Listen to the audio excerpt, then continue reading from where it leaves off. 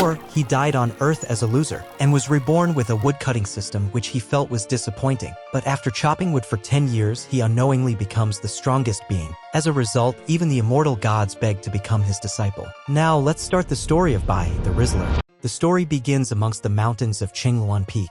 The scene shifts to an enormous pile of chopped wood with an axe cutting them. Our main character is on a log and remarks that he has cut much wood. A screen pops up next to his head as he looks over. The screen tells us that the total number of firewood chopped is 3.65 million. He gets the title of Saint of Chopping Wood and is surprised at this. He explains while cutting wood that he is originally from the earth as it shows him playing basketball. He says while chopping wood he used to be a top stream youngster. Another scene shows him passed out on a sofa between a lot of bottles and boxes of alcohol. He explains that he became depressed after being kept in the shadows for refusing to obey the agency. The scene shifts to him teaching students of the Runic Seal Department at the Qinghong Academy and explaining his rebirth. He is seen again holding a blue glowing circle. He thought that after being born and gaining the system, he would be able to show his strength and live differently.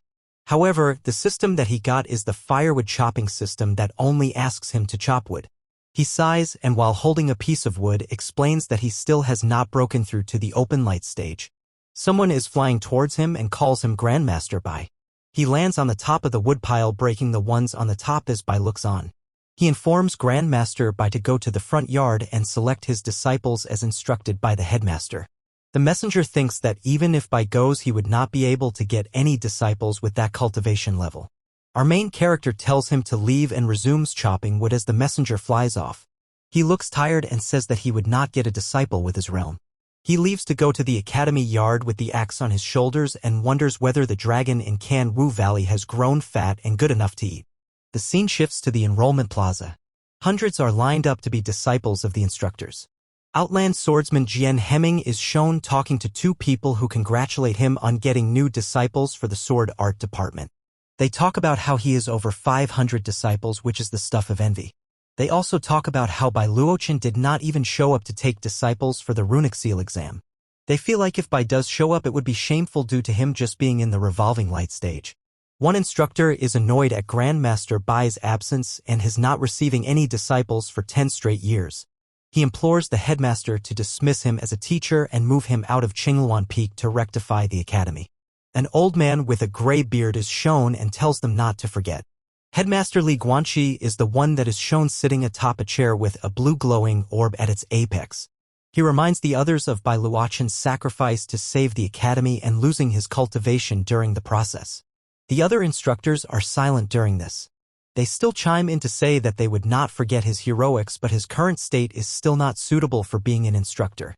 They wish the headmaster to dismiss Bai's position as a teacher and let him continue living in the Qingluan Peak, to which other instructors accept the suggestion. A voice thanks them for their concern as everyone looks over. Bai appears at the academy yard holding a dead snake in his hands with some scratches on him.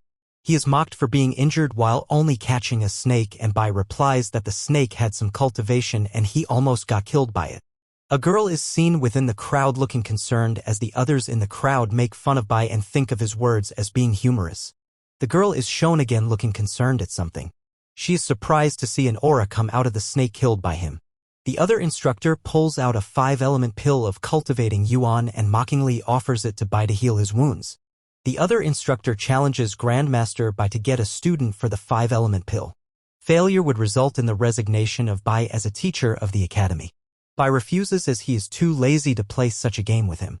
As he is leaving, he is stopped by the instructor telling him not to leave. Instructor Jiang requests the headmaster to dismiss him as instructor. Bai has become lazy and his realm is too low for him to be worthy of being a teacher.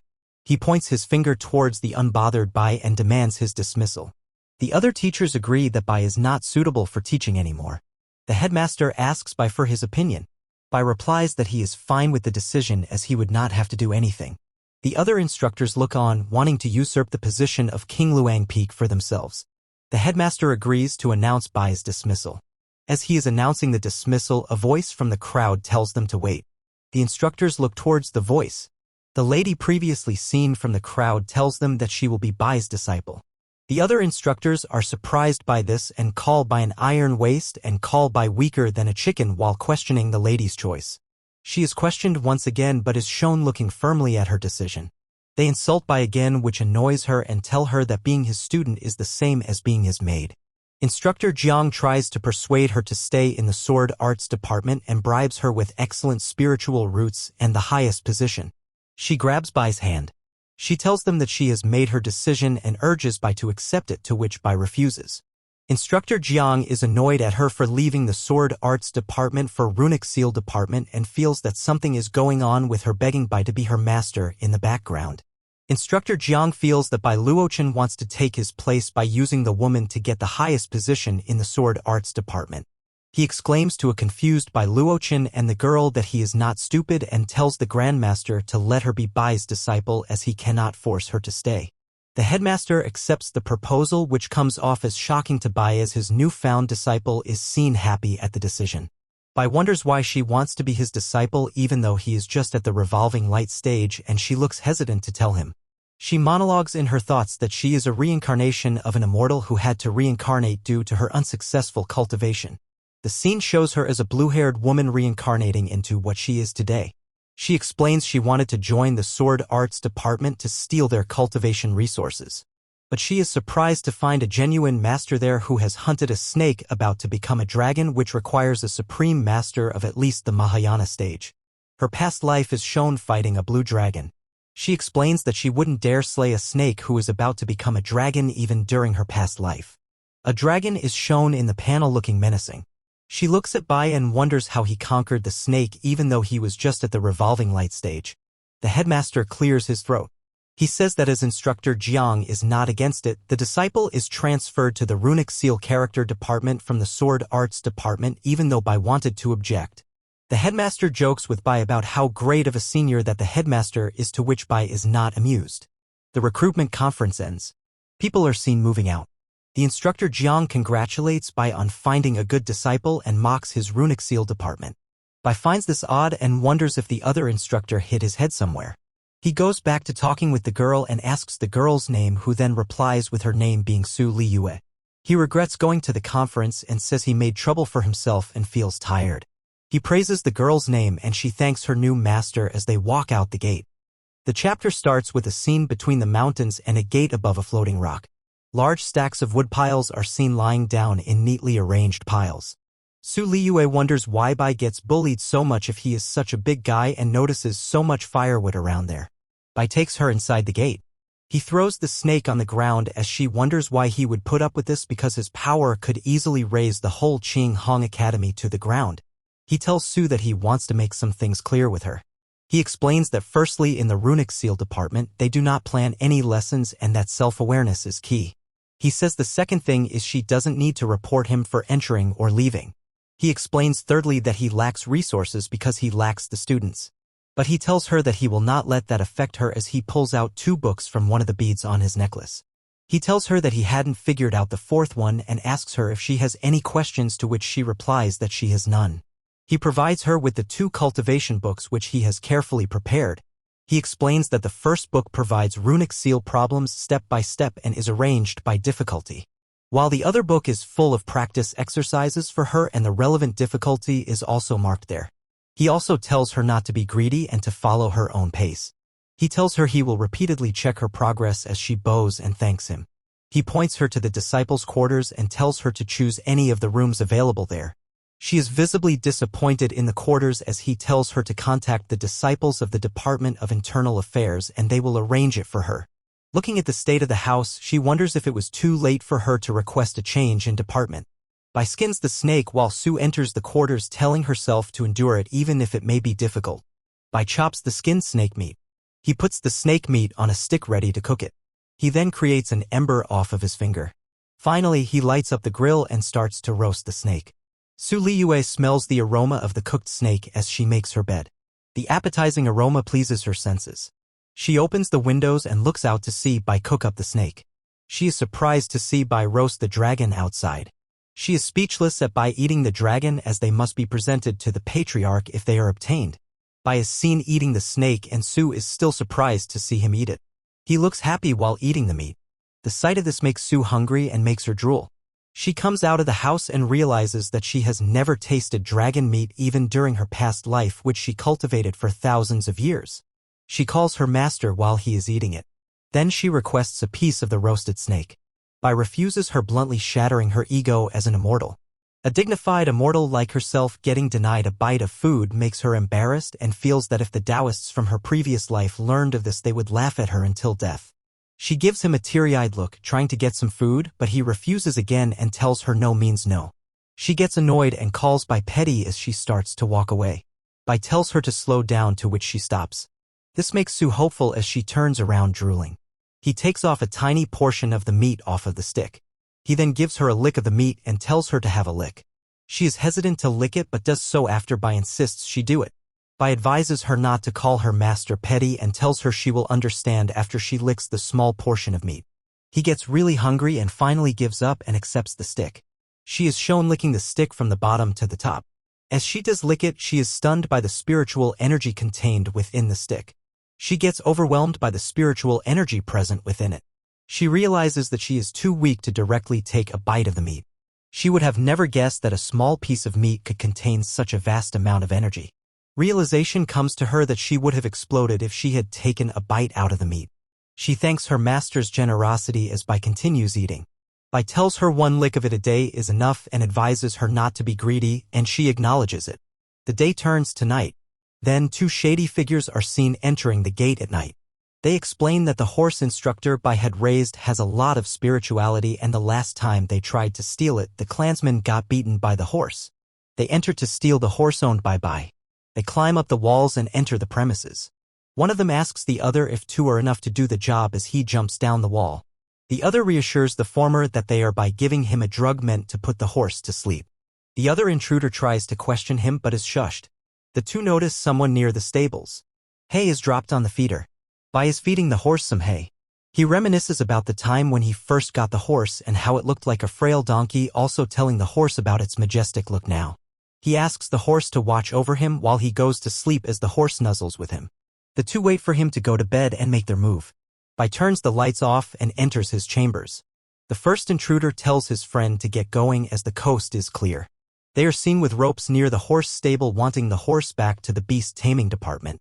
The chapter starts with Su Liyue reading on her bed, flipping through the pages. As she is turning the page, she notices something and quickly closes the book. She wonders who might be sneaking into the Azure Bird Peak at this moment in the night to cause trouble. She places her book on the table and opens the door to go outside. She wants to teach the intruders a lesson. The horse is seen at the stable with the intruders approaching the horse. The intruder looks at the horse with a sinister smile, holding a small bottle in his hand. He is trying to get the horse to smell the drug while pouring the contents of the bottle, with his friend looking from the back. Sue appears with an aura around her and calls them out angrily, demanding to know who sent them. The two intruders are surprised to see someone other than Bai there and question whether our girl is a maid. One of them explains that the girl must be Bai's disciple. They mockingly tell her to go back and tell her not to poke her nose into others' business. She warns the intruders not to touch her master's belongings while she is there. One of the intruders tells her if that was the case, they should settle it the hard way, and rushes towards her. He is seen rushing forward towards her. He warns her not to blame him and that she asked for this. Su Liyue stands there unfazed. She counters quickly by dodging his strike. She then lifts up her leg to kick him. Her legs connect with the intruders' faces. He falls over as she puts her feet down.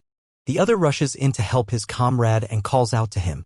The attacker, whilst bleeding, lies to his friend that he had just lost his cool for a moment of time, which the friend believes. The first one tells him to get the horse and wants to take Sue on alone, as he is seen with a fiery aura, which the other accepts. A fiery hand is seen. He rushes at Sue with a fiery aura and an attacking stance, who rushes at him. He gets ready to attack her. Before he can attack her, she quickly kicks him on the side, causing him to bleed again. He rolls over agonizingly while clutching his hand where she landed her kick and screams out in pain that the fire produced by Su Liyue is burning his spiritual energy. Seeing him down, Sue puts her leg down. The other one curses her out and steps into battle with Sue to avenge his brother. Bai wakes up by the noise outside. He puts on his slippers and looks at the situation outside. He looks through the window and sees his disciple beating down on the intruders. He yawns and closes the down, then snaps his fingers as he walks away. A blue array appears over the land and the mountains. Right outside Bai's house, his disciple is taking care of the attackers. Bai recognizes the array as the silencing array and is surprised. She then looks at the two intruders menacingly with a blue aura coming off her and tells them that her master doesn't plan on letting them go. They beg Su to wait and the sounds of their pain are heard. The scene changes to someone angrily slamming their hand on a table. The person is recognized to be He Xiangshan sitting on a chair, visibly annoyed. The two beat-up intruders call him their senior and kneel before him as they describe the events that occurred. They recall what happened before between them and Su Liyue and how they could not beat her and promise to steal the horse once they recover. Xiangshan gives them 3 restorative pills for their wounds and 2 qi replenishing pills as compensation for their injuries. They accept the compensation and thank him for his generosity. He tells them to rest while he goes to talk with the talisman department. He tells them to call everyone there to go to Azure Peak, where Bai and Su reside. He gathers them up and gets ready to go to Azure Peak. They are stopped by another disciple who tells them not to go there. The disciple fears repercussions as they were the ones in the wrong for going to cause trouble there in the first place. He and the gathered crowd ask the other disciples angrily if they are just going to pretend that nothing happened and let them go. He suggests changing the story and getting Su punished instead, and he hatches up a plan to frame Su as the aggressor. They plan to get the horse from Bai Luochen by getting Su punished, as they plan to be on the side of reason. He gets happy talking about this with the other disciple and is happy to force Bai Luochen to choose between his horse or his disciple. They make their way to the enforcement hall as the night rages on. The sun shines over the mountains. Bai opens the door and is seen yawning. He looks over to the side where he hears Su calling him. His disciple with blackened eyes greets him good morning, all weary. He asks her about the book given to her yesterday. While he checks a piece of firewood to cut, she flinches. She gets nervous and she is ashamed to tell him that she could only read half a page as her spiritual qi got depleted. She flashes back to the time last night when it is shown her getting stressed while reading, as she could not even understand half of the page that she read. Bai assures her he will not reprimand her and asks her the question again while he gets ready to chop the firewood with his axe. She accepts and tells him slowly while looking away as she gets ashamed for not being able to comprehend even half a page of that book. She explains that she only read 1 page and Bai is extremely surprised to learn of this. He is extremely shocked by this and breaks the firewood log that he was cutting. Being baffled by what she said, he asks her to repeat what she said. She looks disappointed as he exclaims that she read half a page. Starts with Bai exclaiming that Su read half a page in a single night. Su apologizes for disappointing Bai, who tells her that he was not disappointed, just surprised while resting his hand atop the axe. He tells her that he was surprised as he thought she could only read a few questions, which shocks Su Liyue. Su asks Bai if he thinks that she is dumb. He juggles a fireball in his hand as he tells her he is feeling pleasantly surprised. Bai did not think she would be able to complete half a page so quickly, so he is very impressed. He advises her that even though the knowledge of runes is required, she should not rush as he throws her a token. He explains that the token allows her to enter the library and take some martial scripts. He continues explaining that if the level of the token rises, she can access better martial scripts. Su questions her master about what she must do to increase the level of the token while she takes a look at the token in her hands. He tells her to complete the tasks released irregularly in the front range of the academy and participate in the disciples' trial. Bowing, she thanks him for his advice. Bai thinks for a moment about the book given to her and the token in her hand. She recalls her being an immortal for tens of thousands of years with an image of her sleeping on top of a pile of books. She feels that the token has much less value compared to what she has read over her past life. She happily snuggles with the book given to her by her master as she thinks that book is the most valuable to her. Bai looks towards the gate concerned and Su asks him what the problem is. A voice calls out Su to take the punishment as she listens with a concerned face. She tells her master about last night's incident. She tells him she may have caused some trouble as she did not hold back. He tells her not to worry and focus on her studies and to leave everything to him. He asks Su to follow him through the gate to see what is going on, and she agrees while following him. A large platoon of people is outside the gate with 3 people leading them from above whilst flying. Bai and his disciples appear outside the gate and observe their surroundings. They are from the law enforcement hall, and Song Lang, who is in the integration stage, demands Bai to hand over Su Liyue. They tell Bai to respect the rules of the academy by handing over Su Liyue. Bai laughs smugly and tells Song that they have put on quite a show. He and his disciple walk through the crowd, moving forward. Zhao Cheng, who is at the integration stage as well from the law enforcement hall, tells about the evidence and asks for Su Liyue.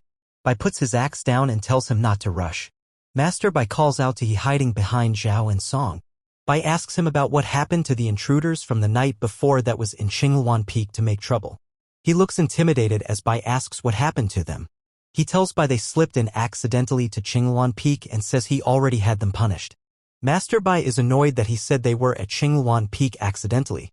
Bai smiles smugly as he tells them that his disciple also hurt them accidentally, which surprises Su Liyue as well. They try to stop Bai and tell him that law enforcement hall has already caught them guilty and warned them of bad times ahead if they don't comply. Bai is annoyed with them and asks them menacingly if they are teaching him how to do things as he still was an instructor at the academy. He is scared and gulps. He turns to Song and Zhao and tells them that Bai Luochen is covering for Su Liyue, who was a criminal in his eyes. He then requests the help of the others to detain Su Liyue, which annoys Bai and Su quite a bit. The two from the law enforcement hall step down. They warn Bai about fighting the law enforcement order. Bai mocks them and calls them brats and asks them if they believe that they can represent the law enforcement hall. Feeling humiliated, they challenge Bai to a fight to punish his disciple. Song and Zhao charge in with their swords unsheathed. As they charge in, the one who caused the commotion smiles smugly. He believes that this is the end for Bai Luochen, as this is not the same genius Bai Luochen from 10 years ago. They rush towards Bai and Su. He thinks that this is the end for Bai as he is just in the revolving light stage. Bai sends Su in to fight them as a test for what she had learned last night. Su steps forward as they charge in. Su easily dodges their sword attacks. Neither Song nor Zhao can hit her. He swings their sword only for Su to dodge it and slam the ground. As she weaves through them, Su notices why her master sent her. She feels that these two are too weak to fight her master and that it's not worth his time. She dodges their strikes skillfully while thinking of being able to ascend quickly by staying with her master. Song is confused as to what Su might be doing. He then notices her drawing lines mid-fight. He is surprised at her drawing seals mid-battle and takes this as her looking down on them. Zhao feels that she's looking down on the two of them. Both of them rush in. He doesn't let Su finish her runes and she gets annoyed by this. However, Su manages to dodge them carefully. But the other guy with the sword jumps up to interrupt Su's movements and launches a dragon like a sword attack. Su produces some chi on top of her fingers. She tells them they are not worth more than this. The chapter ends with Su lifting her finger and getting ready to fight them. The chapter starts with Su holding her hand up and releasing a stream of blue energy, blocking the attack from Song and Zhao. The ground erupts from the clash in a vibrant golden light. The ones from the law enforcement hall stab their sword on the ground to not get blown up. They wonder if their attack worked.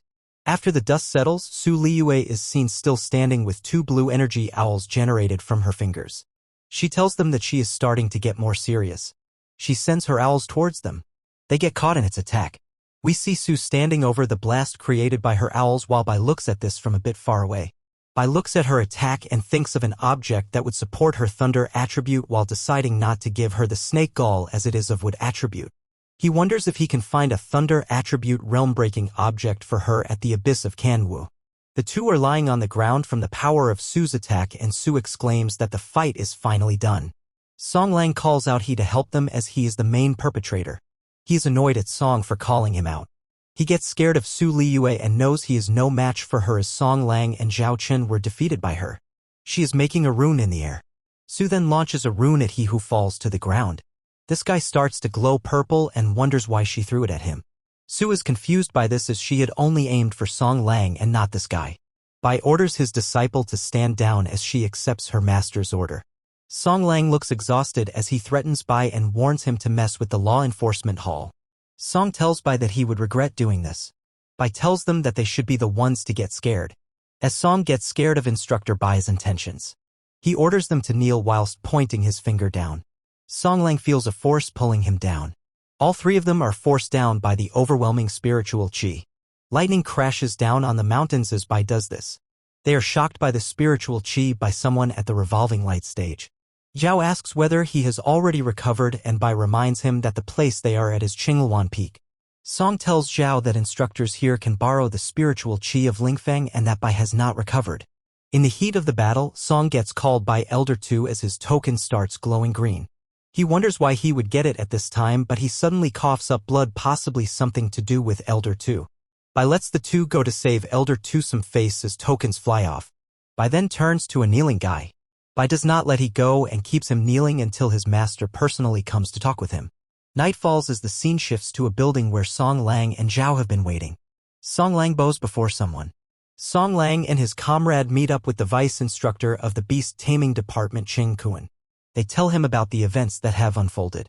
Cheng sends them back to the law enforcement hall as they leave not to bother him again. Song smiles deviously. The vice instructor orders In Hai to bring the one kneeling back along with him, to which In Hai agrees. The night ends as the sun rises above the mountains.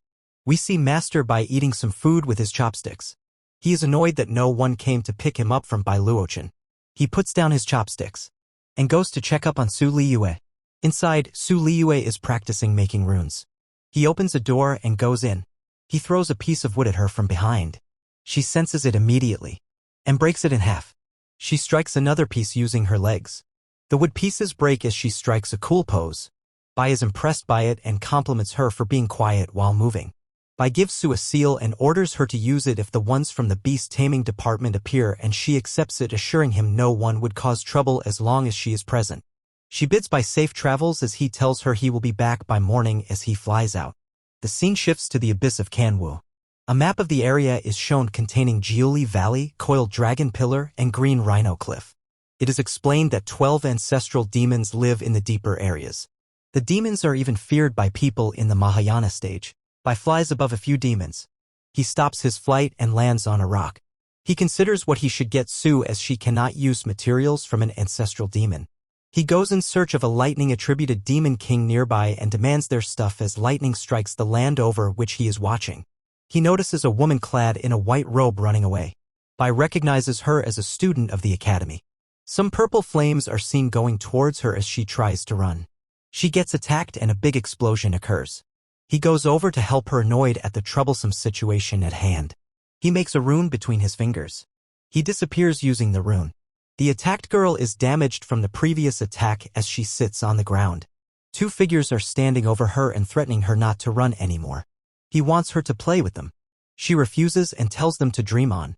The muscular man with a goatee calls the Four Arts department just a female pet of the academy and wants service from her for him to leave her alone. The chapter ends with her scared face in view. This starts with a woman named Yun Rua exclaiming that she would rather die than be with them. The muscular attacker grabs her head in his glowing purple fist. She is surprised to learn that he has sealed the spiritual powers of Yun Rua. He feels her face and describes it as smooth, as he stands over her, commenting that other places of her must be smooth as well. She gets disheartened by the thought of an evil person like him defiling her and remembers her senior sister. Bai tells her to hit his Danzong point while still not visible to them. Yun is surprised to find that she can move. She does as she's been told to. The big dude is surprised by this attack and is unable to move. She pushes him back using the same attack on his Danzong point. He gets pushed far back as his comrade looks on, which surprises Yun herself. The attacker's inwards spill out as he stops on a rock with his bones completely broken. This surprises Yun as well. His assistant goes to help the one he calls his boss. We see Yun thanking the air around her as she couldn't see Bai due to his rune activation. Bai thinks she's clumsy as she's just bowing to the air and wonders if all the students trained by his senior sister Yu are clumsy like Yun Rua.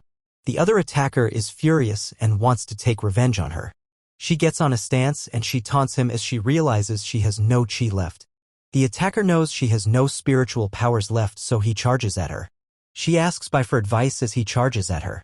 Bai gives her instructions to take one step left and hit his acupoint. The attacker dodges it and gets close to hitting her. He tells her to go to hell as he gets near her. She is frightened by his attack, which was very close to her. Bai snaps his finger. The attacker nearly makes contact, but he gets sealed. Bai encourages Yun to kill the attacker, and Yun looks back at the voice from behind, still not knowing that is Bai. Having not seen him yet, she asks Bai if she could ask her sister's whereabouts from the attacker. The attacker tells her that Yun's sister has died already to keep her innocence. Yun refuses to believe her sister's death as Yun believes her sister cannot be defeated by someone like them. He threatens her about getting hunted by the Formless Boundary sect if she ever hurts him. He dares her to kill him as she's surprised to hear that he is from the Formless Boundary sect. Bai reveals himself to the two as Yun gets excited to see who has helped her. Bai reveals himself to the two. They are surprised by Bai's appearance. Bai is surprised that he knows him and wonders if he is that famous. The one in chains replies that Bai is known as the trash in the revolving light stage and is frustrated after being defeated by him. Bai asks him where Yun's sister is being kept captive. The attacker refuses to answer, so Bai kills him ruthlessly. Bai looks cold as the blood splatters from the attacker's body and Yun Rua looks away. Yun is annoyed by Bai as she will not be able to know her sister's whereabouts now that the attacker is dead, and Bai tells her to calm down as he knows how to find her. He asks Yun for any of her sister's belongings and she gives him her handkerchief embroidered by her sister. Yun asks Bai for help to find his sister. Bai makes a bird from Chi and sends her to search for Yun's sister. The bird flies and after a while reaches a cave. It finds her in a pit down deep. There we can see that she's been injured gravely and recalls falling as she escaped her attackers. As her chi was already destroyed, she feels that this place will become her grave. As she thinks of her sister Yun, wondering if she is safe as she grasps the hole above her. A voice reaches her ears calling for her. The voice asks her if she is down there as she looks up with hope. She recognizes this voice as Yun Rua's voice and calls out to her as she stands up. Bai and Yun Rua are seen above with Yun being ecstatic about finding her sister as Bai explains that she's been gravely injured. Yun wants to go down there and bring her up, but Bai tells her not to be hasty and volunteers to do it. Bai produces a soaring talisman which Yun immediately recognizes. He sends the seal down the hole as the two of them look on. Bubbles form around Yun's sister as she rises. The bubbles take her out of the cave. She gets out of the cave where Yun and Bai are waiting for her. She hugs Yun Rua as the bubbles pop behind them. They thank Bai for helping them.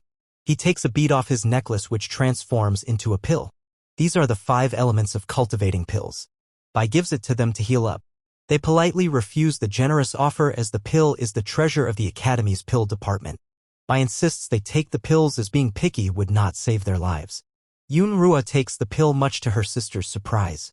Yun thanks Master Bai and feeds it to her sister, who takes it begrudgingly. She immediately heals up after consuming the pill. Yun asks her sister if she feels better. She exclaims that she feels much better as her leg gets healed completely and agrees that the pill is worthy of being called a treasure. They thank Elder Bai and tell him that they will return the favor someday, to which Bai declines. Bai then asks them why they came to the Kanwu Abyss. The two sisters hesitate to answer. The scene shifts to Su Liyue finishing reading a page. As she stretches, she feels like she is about to break through and thinks about cultivating next. As she is about to cultivate, she notices someone troublesome approaching her.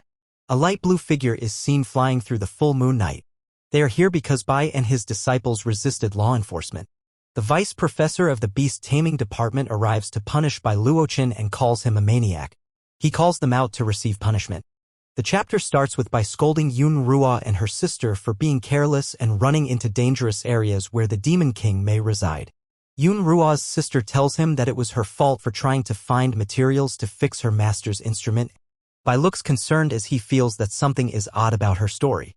She tells him that she was chasing a 9th grade ice silkworm which was also being chased by the Formless Boundary sect, as Bai wonders why the Formless Boundary sect would chase only a 9th grade demon from the northern realm to the southern realm, potentially being a spirit demon in its molting stage or perhaps even a demon king that has obtained human form. Yun Rua cluelessly asks instructor Bai if he would go and catch the ice silkworm, and Bai replies to her question in affirmation as it is extremely rare and he needs it for his disciple's lightning attribute. Slowly the day turns to night. A full moon is seen between the stars at night. We are taken back to the Azure Peak. The thunderous voice demands Bai Luochen to come out immediately. The two from the beast taming sect are seen hovering as Su Liyue opens the door and appears before them. Su Liyue apologizes and tells them that her master is out at the moment and requests them to pass on their message to her master. He tells Su to kneel. Su asks respectfully why she was being made to kneel as she had not done anything wrong, and the vice professor of the beast taming department tells her sternly to kneel. She apologizes to him as she states she has never heard of this certain rule and tells him to be respectful towards her master as he is not trash. The vice instructor calls her insolent and gets ready to fire an attack toward her as he is covered with a green aura. He orders her to kneel. As he orders this, he fires an attack towards Su, who looks on. A hand is shown below Su on the ground because of the pressure of the vice instructor to make her kneel. An injured Su still refuses to kneel as she believes that she has done nothing wrong. The vice instructor gets angry at this point, which is visible on his face as well. As he charges up to attack her, he challenges her to keep her mouth shut. He fires off a rapid round of spiritual attacks and yells at her to kneel several times as dust blows from the shockwave caused by that attack. After he is done attacking, he is shocked as he gazes down. Amid his chi attack, we can see the blue aura of Su Liyue still visible. As the dust settles down, we can see Su still standing. She gazes up, completely injured at this point but still standing, refusing to kneel. The vice instructor is extremely pissed as Su burns her realm to not kneel down, and if any word of this fight were ever to get out, the beast taming department would lose face. He decides to kill her as Su looks at them stubbornly. He orders Yen Hai to go and kill her, but Yen is hesitant to do so and questions if that is okay. His master orders him to do as he is told unless he wants to disobey his master. An injured Su mocks the vice instructor as a failure and is surprised to find his disciple to be more human. As Yen Hai comes down to talk to her, she makes an oath to herself that if she ever survives this, she will make him regret it in the future. Yen talks to Su and advises her to admit her wrongdoings and kneel to survive. He tells her that pride is not worth putting her life on the line for, and she replies that she did not expect the sect with the best reputation to have a scum like his master. Yen is ready to execute her as he asks her why she would even bother with such trivial things. Yen stands proudly and tells him to kill her as she would rather die than beg for mercy. Yen tells her he cannot disobey his master's orders and apologizes as he produces a tall spiritual energy from his hand to kill her. Su thinks that the one that should be apologizing should be her as she gets ready to secretly activate the rune. Suddenly, a horse comes dashing in towards Yen as he looks surprised. It headbutts him while chewing grass and makes Yen unable to attack Su. The horse pushes him quite far towards the wall. He is seen between some rubble completely injured. Su recognizes the horse as Xiao Wu, the horse of Bai Luochen. The vice instructor finally understood why Xiangshan was obsessed with this horse, as the horse was a spirit demon. Xiao Wu is seen angrily neighing with his front legs up in the air. Su calls Xiao Wu as it looks at taking down the attackers itself. The vice instructor tells the horse that if it had not shown up, he would not have thought about it, and makes a rope and lasso out of chi. He throws it and tells the horse not to blame it as it jumps out itself. He puts the lasso on the horse and tells it to behave itself. Xiao Wu tries fighting back despite Su Liyue's warnings. It jumps up to kick the vice instructor. He calls Xiao Wu an evil beast and tells it to die. Then he punches the horse, shattering its vital organs as the horse flies back. Su Liyue looks on tearfully as the horse is knocked back. It falls and hits the ground while Su looks on. The horse is down on the ground, injured and bleeding. Su cries as she cannot look at Xiao Wu's injured body. She yells at the attacker to kill her, otherwise she will make them pay in the future. The vice instructor lands down near Su. He walks closer to her with Su looking on. He tells her that he will kill her with a sinister look on his face. Su charges at him thinking that it is the right distance. Su explains further that her moon fairy wheel attack will hit at that distance with a golden ween appearing near her. She thinks that she burned her realm to use that attack. The attack is shown swinging. She hits the attack on him and dashes behind him, landing on her feet. The vice instructor is glad that he was prepared before going there. He healed the wound caused using a treasure. He thinks of Su as a danger as she was able to fight Song Lang and two others and wants her taken down immediately. She stands, huffing, with her knees shaking as she has completely used up her spiritual power. The vice instructor catches her with the lasso and dangles her in midair. He pulls her towards him. Then he grabs the neck of Su, who is exhausted and injured. She tells him that her master will make him pay. He tells her he had already decided to kill him along with her as he only thought of Bai as trash. Xiao Wu tries standing up to help her. She tells him not to go there and to run away as the horse falls to its knees. The attacker explains that he will kill her first and then teach the horse slowly. A half-dead Su thinks of her master. She remembers the talisman given by her master in case of emergency. She sticks it on the attacker as he looks confused. He scoffs at the desperate attempt of Su and asks what the piece of paper would even do. Suddenly, the paper erupts over his hand. The chapter begins with the attacker and Su Liyue getting separated from each other. Su Liyue lands on the glowing blue tail of a beast. It is revealed to have been a giant blue bird who stands before Su ready to protect her. The vice instructor thinks that it is ridiculous and is not able to complete his sentence as the bird quickly gets behind him. It attacks him from behind as only now does he realize that he is getting attacked. The bird stomps on him on the ground. It opens up its wings with light coming off of it as it prepares its attack. It gigantifies itself and completely obliterates the attacker. Then it disappears, leaving a crater with the attacker inside. His hands can be seen holding a green pocket watch treasure that is now broken. Yen limps back to his master lying on the ground and asks whether he is okay. His master is completely knocked out on the ground with his clothes becoming shredded. Yen slides down to check on his master. Yen begs his master to return as his injuries are serious, to which the master orders him to stay silent and hand him the 5 elements pill as Su ruins his protective treasure. He eats the pill and starts getting his wounds healed. He recovers completely and arrogantly refuses to believe that he cannot teach her a lesson. He charges towards Su Liyue after being healed completely to kill her as Su watches him approach helplessly. She wonders if this is the end of her life. As she thinks of her end, she is surprised as to why he hasn't attacked her yet. In front of her, Bai Luochen appears with a pouch attached to his hip. The attacker's arm is stopped by a shadowy clone of Bai. Yan's master is furious at this. He exclaims that it is Bai, as Bai is tending to Su's injury. He tells Su not to talk as her heart has been damaged severely as she tries calling out to him. Bai is angered at the fact that they tried to attack his disciple while he was out. He gestures to the clone with his hands. The clone lifts the attacker by his head as the attacker struggles. Bai asks angrily whether the vice instructor of the beast taming department has any morals at all. As he yells this out, the shadowy clone slams him to the ground, damaging and making him bleed. Yen is splattered by the blood of his master as he watches in horror. Yen begs Bai to not hit his master anymore as Bai is healing Su, who looks much better than before. Bai says, "Edict, golden bell." As he says this, a bell appears before Yen and captures him inside it. Yen looks at the shadow beating up his master as he is trapped in the bell. His master thinks of Bai as a savage while he takes the shadow's beating. He thinks this because Bai's shadow clone hits him and heals him while he beats him up. He is humiliated by this as the shadow continues beating him up and gathers green energy on his fist. It attacks him as a pillar of light is seen. The shadow appears while holding Yan's master by his head. Yen is shocked by this and Bai removes him from the bell. The shadow tells them that they should be grateful to be alive because of Li Guanxi, while Yen is on the ground looking at it with terror. The shadow tells them to leave Qingluan Peak as he throws Yan's master in Yan's arms. His master requests the 5 elements pill again. Yen feeds it to his master slowly and suggests to leave after he recovers while he holds up his master by the shoulder. His master has recovered completely and looks the same as before. He refuses to leave and says that he got ambushed, which is why Bai got the upper hand. He tells Yen that he has not shown his true power as he wants his storage ring back. We see Su Liyue still getting healed as she apologizes for not being able to protect Qingluan Peak. She adds further that even the horse got hurt because of her, while we cut to the horse getting healed by the shadow. Bai assures her that it wasn't her fault as she did the best she could have, and the crucial part is to repair her heart meridian, which might hurt her a bit as she braces for pain. The attacker is not done as he asks In Hai to watch closely.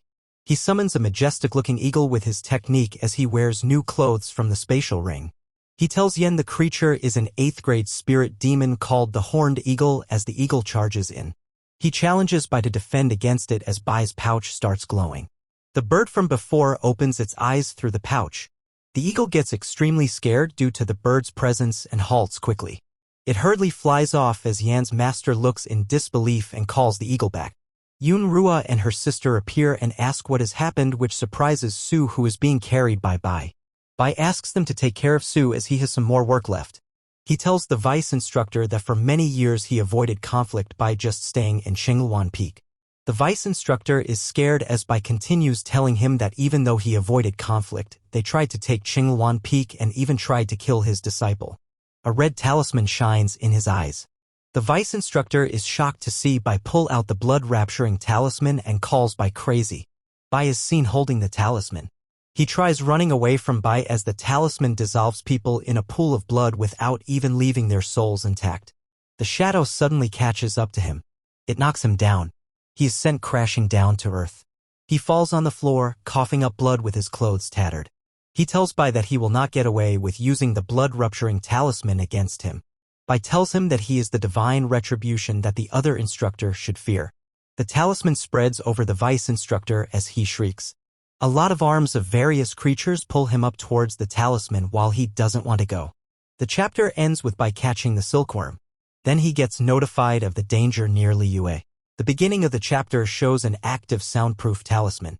Yen Hai is shocked to witness the events occurring in front of him. Only a red blob with multiple arms remains, which is crawling around. Then Bai snaps his finger. With the snap of his finger, the blob moves away from what remains of the vice instructor. Yunrua and her sister are terrified to see that only the clothes remain and think that the blood-rapturing talisman is horrific. Bai tells a grieving Yen that his master brought this fate upon himself. He acknowledges Bai with a tear running down his cheek. Bai raises his hand and looks at Yen. Yen realizes that Bai is about to kill him, so he braces by closing his eyes. Bai has seemingly cut Yen. However, it cuts back to Yan's hair being chopped off as Bai explains that he is not fond of killing unnecessarily and tells him to find a better master in the future.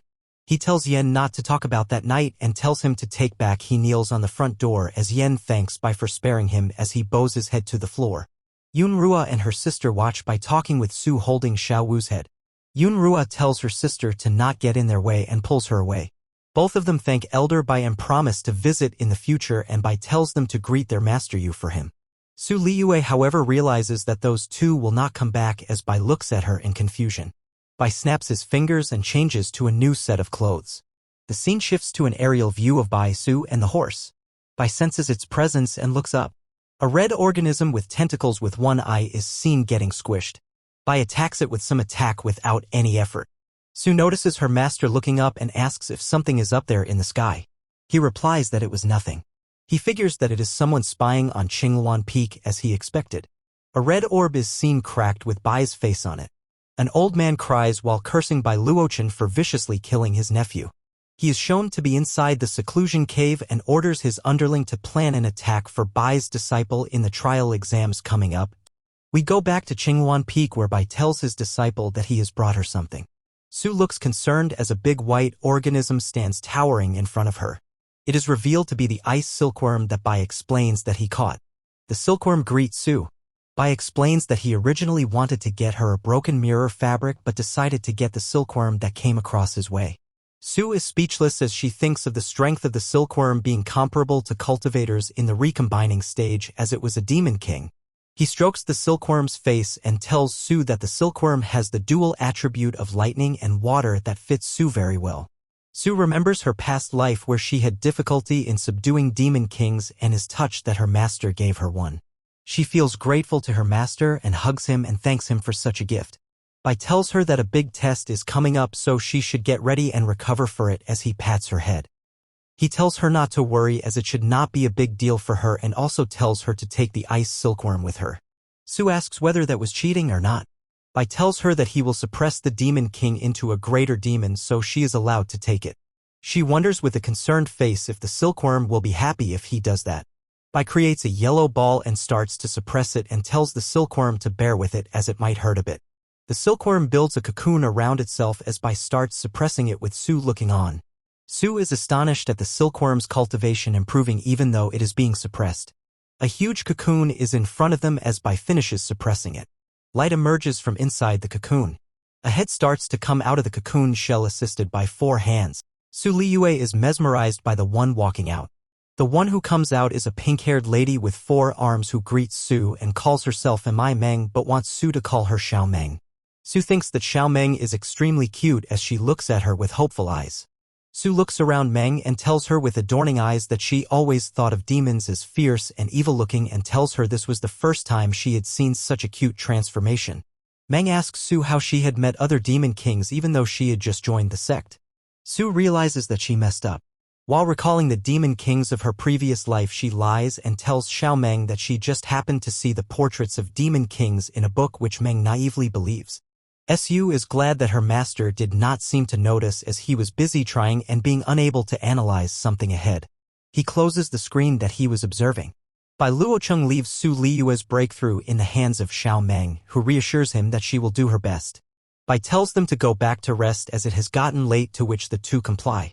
Bai Luocheng takes some carrots to feed his horse. As he feeds the horse, he explains that the real goal of the Formless Boundary sect was the piece of jade that Xiao Meng was guarding. The jade could not even be analyzed by the system, so Bai wondered what was so special about it. The screen gives Bai a new task and tells him if his disciple breaks through and tops the exams, they will be rewarded handsomely. The rewards are shown on the screen to be 1-star martial arts gift pack, 2-star special item gift pack and a mystery prize, and the screen also warns him that refusal or failure to complete the task would cost him 30% of his spiritual chi. Bai finds this to be strange as he thinks of the screen as a wood chopping counter which makes the screen blurred out counter. In shock, Bai feels something off about the screen and the screen nearly loses its cover. It quickly pressures Bai to accept it and he folds under the pressure. The rewards given will be useless to him, so he plans to give them to Su Liyue. With the help of the ice silkworm, she will be able to break through quickly. He opens the door to his room and goes inside. As he falls asleep while inside the blanket wearing a sleep mask, something pops out of him. It turns out to be a blue holographic girl between some red talisman. She opens her eyes and recalls previously when Bai nearly caught her. She extends her arms and tries to touch a sleeping Bai. She says that she wishes to meet Bai right now. In the extra panels, Su is seen feeding Xiao Wu, who can occasionally transform into a human. 5 days after the previous incident, a lot of meat is being cooked over some lit firewood. The sword arts department instructor is leading a bunch of his disciples when some of them notice the appetizing smell of the cooking meat in the distance. Our main character strikes the Salt Bay pose as he sprinkles some seasoning over the meat.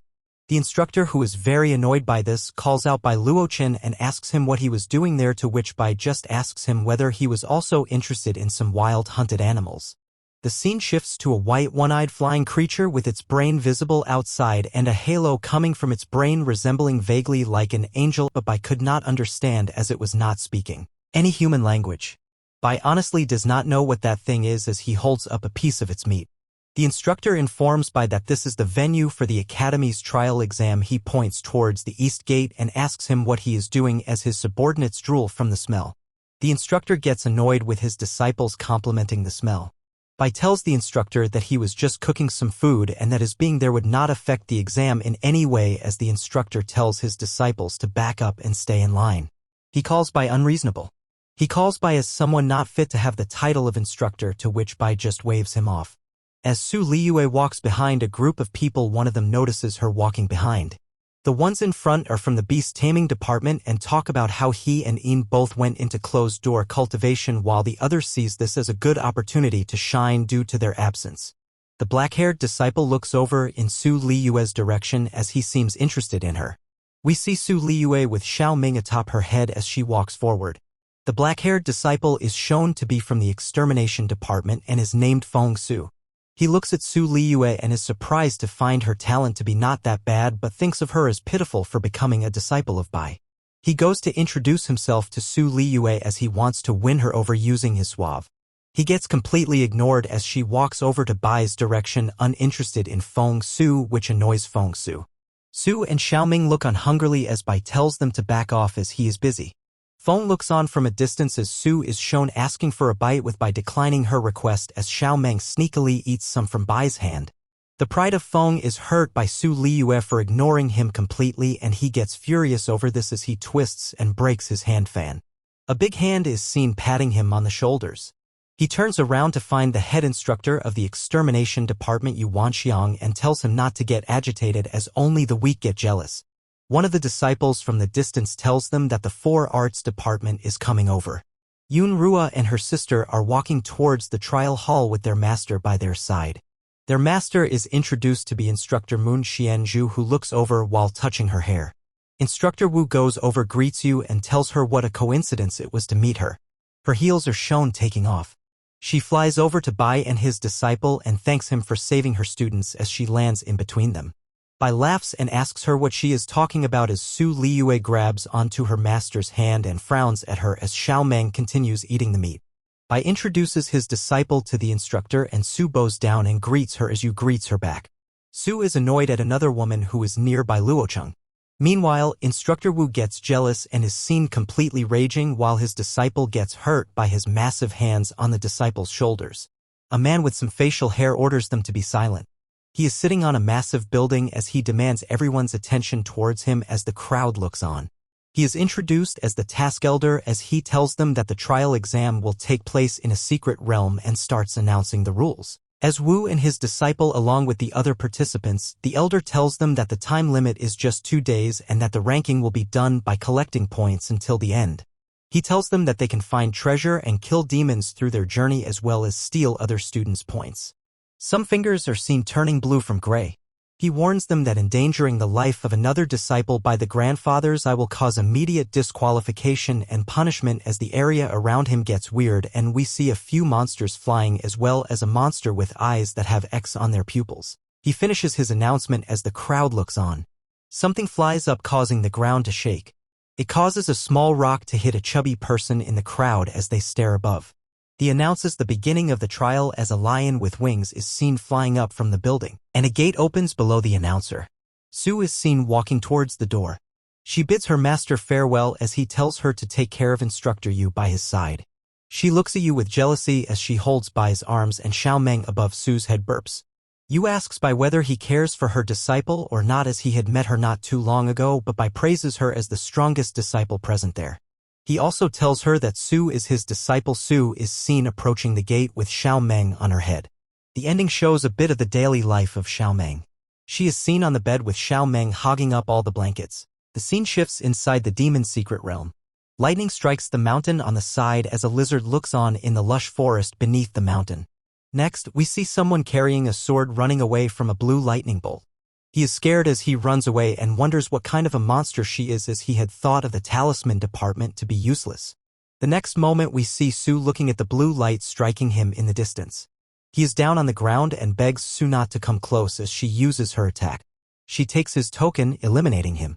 She feeds the token to a small winged creature who notifies her that she is currently ranked number 47. She feels this is still too slow. The eliminated one is taken off by a winged creature as Xiao Meng makes some noises atop Sue's head. She grabs Meng and tells her no one is there and she can talk. Meng, placed on Sue's hand, changes to her human form and yells at Sue for nearly strangling her and tells her that she was just pretending to be a greater demon and asks her if she had seen a greater demon that could talk. Sue asks an angry Meng if something is there who refuses to talk to Sue. She tells the silkworm to forget it and goes to check it out as Meng turns into her silkworm form. As she looks towards the mountain, her back is marked red. A frog senses her presence atop someone's hand. Two robed people are delighted to find Sue and go to meet her. In the academy square, people are looking through the screen to watch the participants. The crowd comments on Sue's cruelty as Feng Su had already admitted defeated but she still attacked him ruthlessly and they are shocked to see someone from the talisman department be this strong. Yu asks Bai if he is worried about his disciple being flamboyant, who tells her that only the weak care about others' opinions and blindly restrain themselves. He tells her that flaunting is one's choice whether they are strong or not. Yu smiles as she takes a sip of the tea. Meanwhile, a flashback is shown of Bai Luochen from 10 years ago beating up monsters as Yu remembers that he was still the same Bai Luochen from before who showed disdain towards the world. He gets slightly embarrassed and tells her that she is only imagining stuff. A bell is seen ringing. Suddenly all the screens show static as the crowd gets anxious. The elder who was announcing the start stands up and tells them to be quiet and keep quiet. The two beside him tell him that there is an offset of chi in the trial site and that developing arrays connected with Master Mu has failed. The elder asks when it could be repaired and they tell him that remote repair is impossible and they have already sent the array department disciples to the site for the emergency. Array departments are seen going inside the gate. Bai realizes that some people have not given up and his clone secretly enters the gate. Inside the realm, Sue moves back from an attack while sending an attack herself. The two attacks clash in the middle. The small creature giving the vision on the screen is sleeping as a foot is hovering above, ready to step on it. The one who stepped on it kills it and mocks Sue for being weak with a masked person beside her.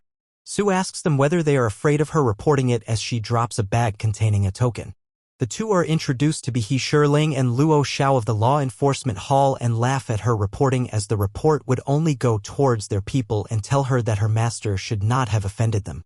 Sue does not believe that the law enforcement office can hide everything from the academy as she charges up her attack. They curse her as Luo Xiao asks her whether she still thought of leaving the place whilst cutting down her attack. Sue is surprised to find that the blade can cut lightning. They tell her to say goodbye to the world as they rush at her. Sue gets intimidated by these two as they are quite strong and feels that it is too difficult to escape at this moment.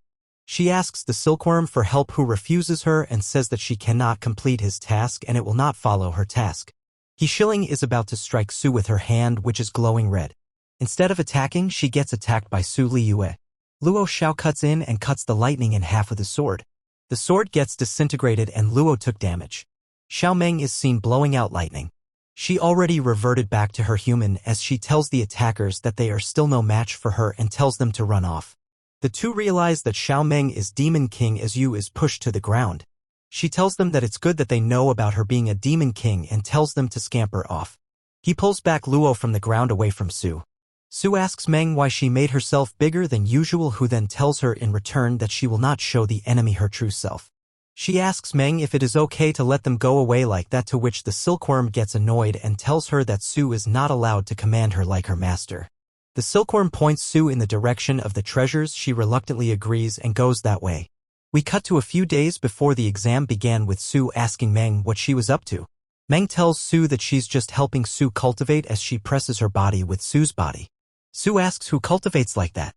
Meng replies that she is just helping treat her wounds as the elixir given to her is not sufficient. She tells Wu lying on the bed that the electricity is used to stimulate the repayment of Su's meridians as Su tells her to be more gentle.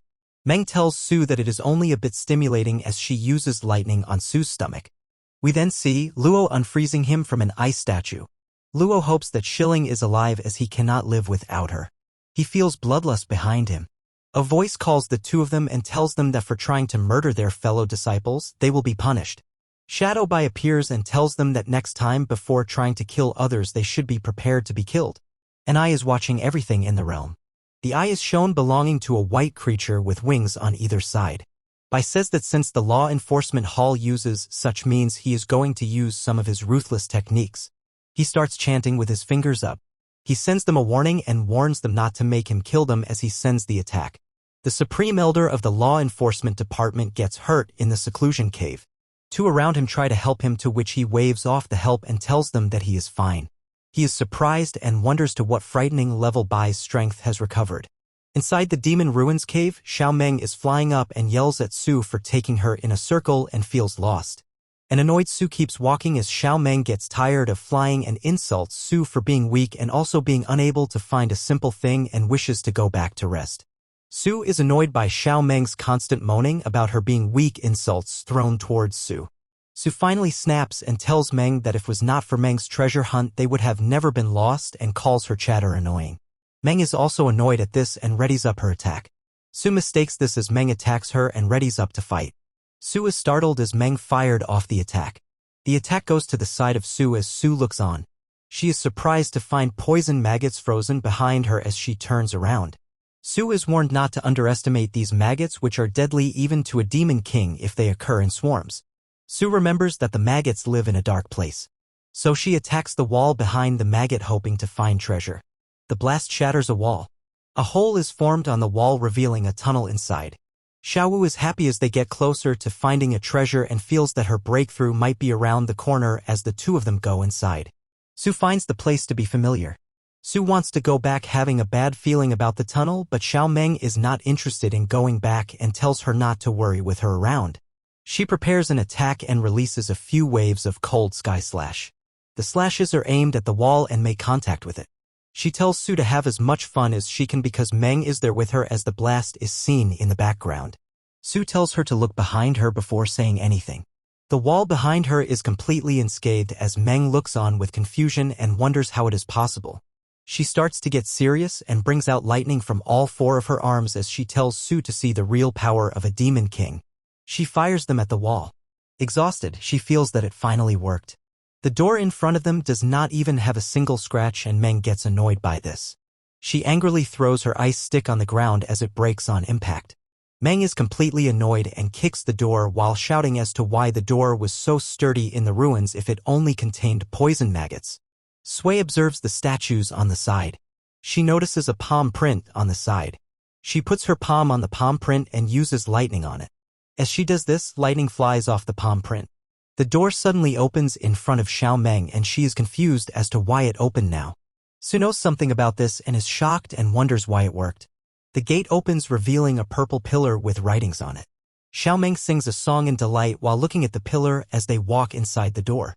Meng reads it and tells Su that there is an inheritance left there by an expert. She approaches a small demonic-looking statue while Su finds the place to be familiar. Meng looks at the statue greedily and wonders what attack should she use in order to get the inheritance. Su finally remembers after looking at the statue. She remembers her past life memory and a familiar demonic aura is felt by her while a long-haired being with a bone mask is seen. She remembers it as the place where she set it up while she was still in Mahayana stage. Su tells Meng not to touch the statue as Meng has already smashed it with a sword. Meng asks her what she said when suddenly the statue breaks. The pillar gets shattered with purple light emanating from it. The entire half of the realm is covered by this purple hue. A disciple is seen afraid of some spiky roots coming towards him. He wonders what the monstrosity in front of him is as he falls down in front of a cluster of trees. Meanwhile, in the academy, the elder is notified that the teleportation arrays in the secret realm have stopped working due to a sudden anomaly. He tells the elder that a demon emperor in the body unity stage has appeared there, much to the shock of the elder. The crowd starts panicking as to why it is happening and wondering in fear what would happen to those inside the realm as the headmaster rushes in with some elders. The elder tells them not to panic through a microphone. The headmaster asks the elder what is happening in the deacon hall through the communication device. The elder talks through the device that a lot of the disciples are not able to escape from the ruins due to the dysfunctional teleportation array. He orders the instructors there to let the simple teleportation arrays go inside the realm. He wishes to save the disciples stuck inside the realm as the arrays make their way there. Yunrua and Mu wonder what the trees around them are as they have been surrounded by them. They are teleported to their master Yu, who takes them and consoles them and tells them not to be scared and to take a deep breath. Bai Luocheng appears and asks the two whether they saw Li Yue inside the realm. Yunshi denies it. Yu explains that the disciples that come out appear near their instructor as the disciples of the sword arts department appear next to their master. She fears Su Li Yue may be in trouble as Su and Meng are seen frightened. A voice tells the world to tremble before them. The voice belongs to the demon emperor Dong Su, who has finally been released into this world and exclaims that he has returned. He yells that the world belongs to him as he spreads his tentacles all over while Meng tries to protect Su from the emperor's attack. Meng wonders what to do as she cannot win against the emperor, but she cannot leave the girl and face Bai Luochen either. The demon emperor notices her and wonders why a human is there. He calls Su unlucky as he points his finger towards her to attack her. Meng is annoyed by the attack as she has to defend against it again. Su wants to help, but Meng shuts her down and tells her not to help as it is the best way. The emperor's body starts to slither out. The emperor shrinks down to their size. He asks Meng, the creature of the same race as him, what she might be doing and takes this as Meng defying him.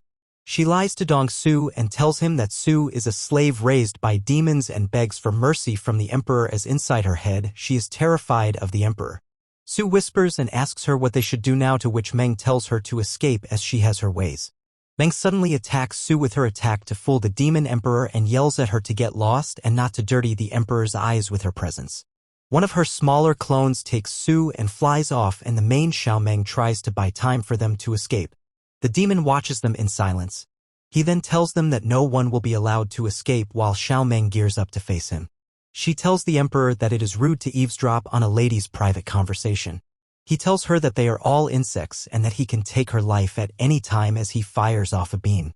A flashback is shown of Xiao Meng and Bai, whereby is handing over a talisman to her to use for extreme emergencies. Meng tells the emperor to go and tell that Bai Luochen, whom she describes as a monster as she holds up her two arms which are holding ice that is coated by electricity. She uses the talisman given by Bai and even hurts herself due to the side effects of it activating as the lightning comes out of the talisman. Blood vessels are shown bursting. The blood vessels belong to a random disciple who has been impaled by the tree growing out. It kills the disciple and throws it to the ground. The disciple is picked up again by the roots as they fill up the hole in his heart. It gives him new organs and revives him while also improving his original body. The revived disciple looks like a mindless zombie with no pupils. He staggers towards the portal to the academy. The headmaster takes his sword out ready to attack. It dashes at the ready headmaster and leaps towards him. He yells it to die as he slashes the creature. The zombies with the plants keep coming towards the gate as the headmaster sighs because it does not look like it is ending. He starts using the spirit sword formation as his eyes glow green. The viridescent 10-blade curtain attack brings down glowing green swords, destroying them.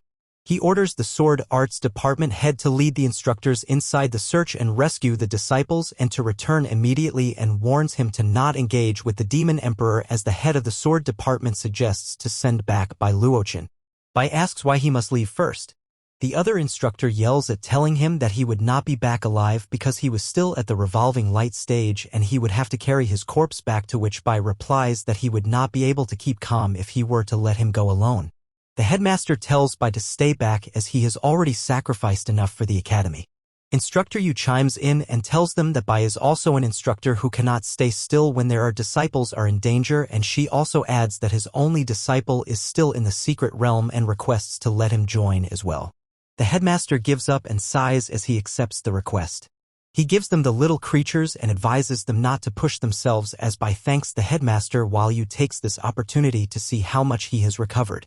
The other instructor calls him ungrateful as he was just looking out for Bai, as no one would come pick his corpse up if he were to die there. Bai jokes with him that if that happens he would help, causing the instructor to get even angrier. We cut to the realm where a beam of golden light comes out of a mountain. A blob of the Emperor's attack is seen lying in the midst of lava. The Emperor is seen with a black cape around him and a lot of goop-like substance shooting out from him, with his chest glowing gold. He wants to know who was the one that dared to ambush him. Bai's clone is seen hovering in the sky as he says that the prohibition has been broken and is being resisted. As the Emperor looks up, the Bai clone starts gathering up his spiritual energy as he starts to begin the annihilation. It turns into a black hole and starts to suck up all the demonic plants. The clone gathers enough energy and then releases the black hole on the mountain. This creates a massive explosion on the mountain. The ruins are seen again and Xiao Meng's frozen corpse is still standing there between the lava. Out of its mouth, a cocoon emerges wiggling. It drops down near her feet from her mouth and lands on the ground. The cocoon enlarges and starts growing again as it cracks the corpse while growing. Meng appears out of the cocoon with silky smooth skin as she breaks free of the shell. Her back is shown, completely covered in mucus. She opens her eyes and looks around her. She curses Bai for placing the prohibition on her and thanks herself that she fortunately still had the silkworm shell. The tiny Meng comes back and points the original one to someplace.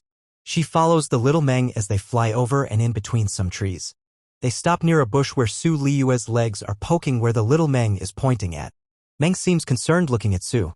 Su is shown passed out on the ground with a flower growing out of her eye. Meng thinks hard for a while about whether to ignore her, as the Demon Emperor would get her quickly if she didn't escape, as she already has the demon scent. She contemplates whether to run away, as Bai Luochen would not be able to find her due to the restrictions being broken, and she had no reason to stay as she was captured to be a spirit pet. She remembers Su getting annoyed at her because she ate the horse's carrot. Also remembers the time Su sewing a blanket for her as they had to share one. She also remembers Su baking her cake made up of leaves as a joke.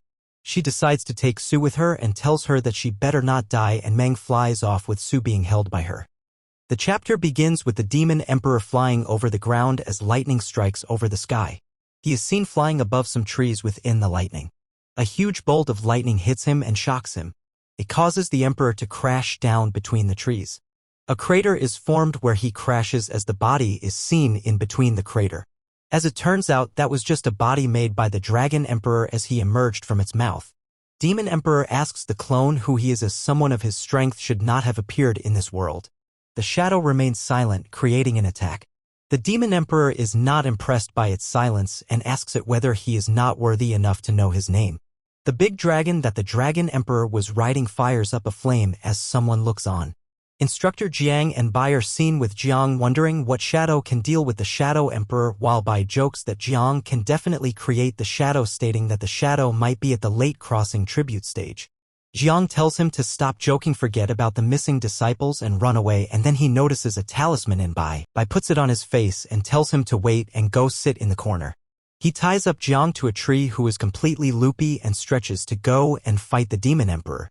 The Demon Emperor feels his demon power almost exhausted as he fails to even hurt the shadow and fears death. A summoning circle appears in the sky and the Emperor notices the arrival of the Earth Demon. The Earth Demon comes out and the Demon Emperor laughs in joy as he tells them that they will all die. The time limit has been reached for the shadow as he starts returning back to Bai.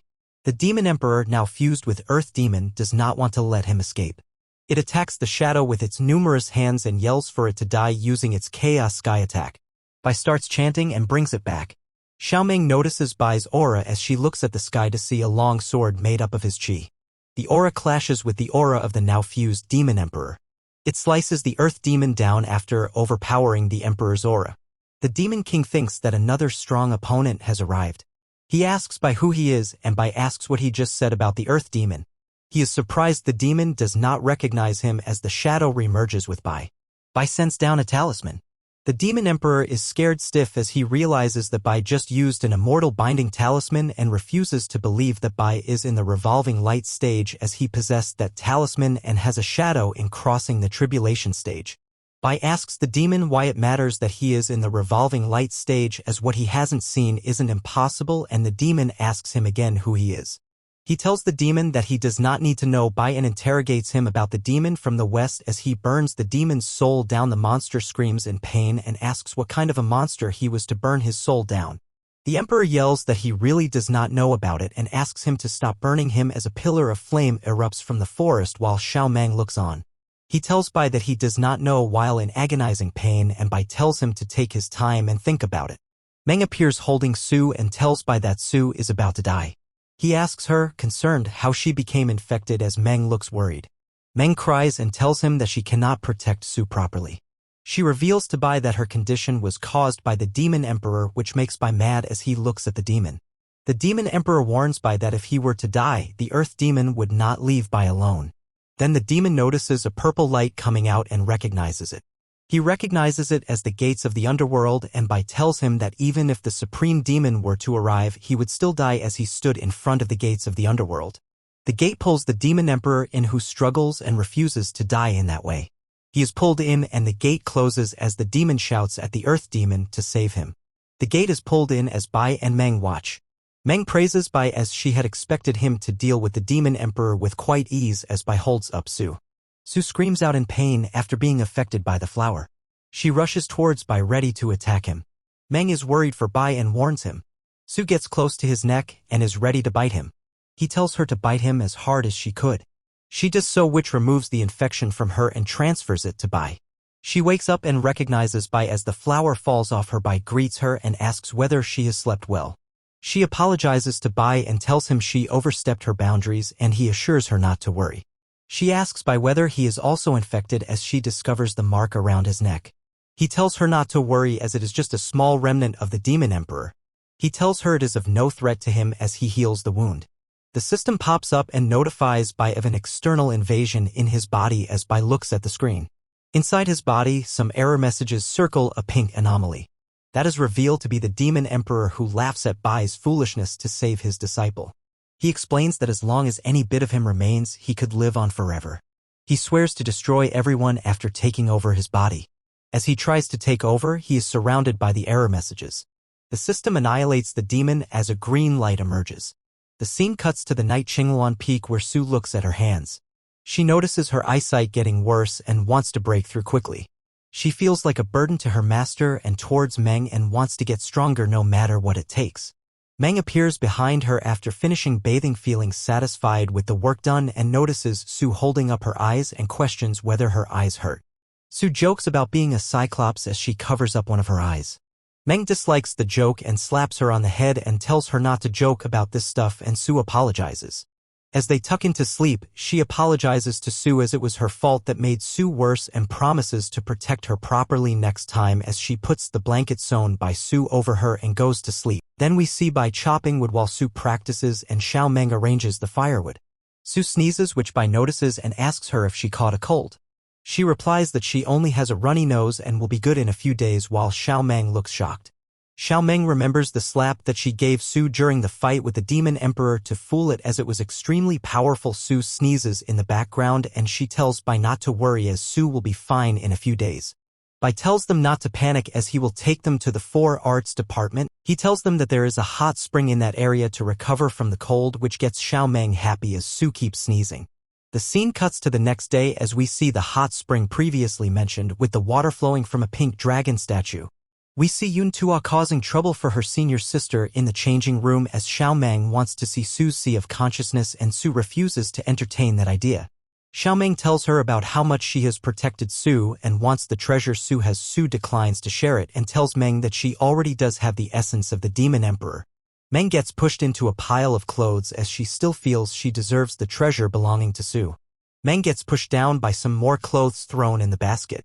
She yells from in between the clothes that she wants the treasure still, and Sue shuts her down by telling her that the treasures were given to Sue by her master and she has to ask him before requesting the clothes. We see some curtains move as Sue enters the bath. She dips her feet in the warm water of the hot spring. She puts her towel aside ready to submerge her body inside the water. She is completely satisfied to enter the bath and calls it comfortable as she submerges her body inside and Xiaomeng swims over Sue's submerged body. The four arts disciples ask Liyue how she was feeling and she tells them that she felt the cold in her body start to disappear as the stars shone far away at night. Lu calls her an ignorant fool as she tests the temperature of the water. She sits by the side of the hot spring and insults Sue's master as well by saying that there are different disciples for different kinds of masters. She starts to show Sue the actual use of the demons by calling them over by her feet. The demons scramble over and curse at each other and push and tug trying to get to Lu. The demons suck off her feet and clean it up while Lu laughs as it tickles her as Sue judges her hard. Yun and her sister tell Sue not to worry about Lu as she cannot compete with their master, so she venting out her anger on Sue. She tells Sue that she saw Bai enter Yu's room with her own eyes. Sue asks about her words as she is shocked. The scene cuts to Bai asking Yu if they are allowed to do what they were doing as the room looks smoked out. Yu asks Bai what is wrong with what they are doing and questions him whether he wants to do it or not as she is sweating hard. Bai is also sweating and tells her that he wants it but still feels wrong for doing it. He tells her that it is pretty inappropriate to cook barbecue there as he holds a piece of roasted meat, and Yu asks him when did he start to care about something this trivial as he was roasting the meat outside the trial area. A flashback is shown of Bai using his talismans for doing some unsavory stuff which Bai is embarrassed by and tells her that at that time he was ignorant. Bai asks Yu what she called him there for as it was not just for chatting together. Yu gets out of her bathtub, grabs her towel and calls Bai boring. She finally reveals to him that she wants him to take her disciples to the secret realm of the Fanghu Mountain to get some training, which Bai is surprised by as he had not heard of that place. Yu comes over to where Bai is sitting and tells him that there is a new secret opening up, that it is a secret place that needs an expert to oversee it. Bai is surprised Yu trusts him as much as he is just a cripple, to which Yu replies that even though she does not know Bai's strength right now, realm does not determine someone's actual strength. Bai tells her he can't leave his disciple alone and she replies that he could bring Sue with him as the area is rich enough in cultivation resources. She tells him that they were not able to get much resources in the trial and she cannot leave the academy for a while, so she has asked him to take her disciples and the rewards will be good as well. She is happy that Bai agrees as Sue barges into Yu's room telling Bai that she is ready. As Sue enters with Yu's disciples, Yu whispers to Bai that he is still as cute as he was in his childhood. Looking at the scene before her, Sue grabs Bai's hand as she calls her. She cries and pulls Bai back as she tells the ones present that they are returning to Qingluan Peak. Bai thanks them for the hot springs. Meanwhile, Yun Ruo and Yun Shir congratulate their master as they seem to have misunderstood the situation. The scene changes back to Qingluan Peak as the clouds look gloomy over the starry night. Fire crackles near a rock and starts to expand. It turns out Su Liyue was the one behind the fire as she tried the new technique. Bai is surprised that she has already finished learning the skill as he had just taught it to her and tells her that Xiaomeng will have trouble against Su in a short while. Su walks towards her master with red eyes as Bai continues explaining that everything cannot be rushed and that the skill was created by him not too long ago, and tells her to keep her mind empty as she uses it while questioning whether she is listening to him. She grabs him by the shoulders with a big grin on her face as Bai is surprised. He gets scared slightly and calls out to her. Su gets on top of Bai, who is currently on the floor, and suggests having a baby between them. In the next scene, Bai asks Su Liyue to stop clinging to his chest as she is in a daze and has lost her reasoning as she questions his love for her. She sits atop Bai's chest and asks him if she is not as good as Instructor Yu. Bai explains that he does not have the kind of relationship with Yu that she has in mind as he questions what she had in mind during her training. She leans over and has her face coming close to Bai's as she asks him if she looks pretty, and Bai replies that she does. He tells her that he prefers the normal Su as he holds a blue talisman between his fingers. He puts it on Su's forehead as she closes her eyes and falls back. He is glad to have stopped her as she rests in his arms and starts talking in her sleep about wanting children. We cut to the next day in the Fanghu Mountain secret realm on a clear sunny day. A few tents have been set up on the mountain. Inside the tent, Bai is explaining to Instructor Yu's disciples how they will be sent to a random place in the secret realm and advises them not to lose the locating and protection charm given to them as Yun orders the other disciples to listen to their martial uncle. Bai advises them as well as Su to not get greedy as their first task is to gather up. Su looks embarrassed as she accepts her master's advice. She still remembers the events of the previous night and is embarrassed at her behavior as she lost control of her emotions during last night's training. She gathers herself up, remembers her goal to become an immortal, and wishes to forget the trivial matters. Bai looks at Su panicking and fidgeting in the corner and hopes that her mental state is okay. Another one of Yu's disciples enters the tent and calls for Yun Rua. She informs them that someone is attacking outside the tent, which shocks Yun. She looks at Bai, clearly asking for help, and Bai is ready to go take a look. Outside, Yun recognizes the attackers to be led by Song Mingxiu and demands to know what she is doing there. Song Mingxiu calls her ungrateful and questions them cockily as to whether they had forgotten the hospitality she had given during their younger days. Yun tells Song that she does not have any right to say anything as Song Mingxiu had betrayed the sect before. Song Mingxiu asks her how dare they talk to her in that tone as she pulls out a green flute.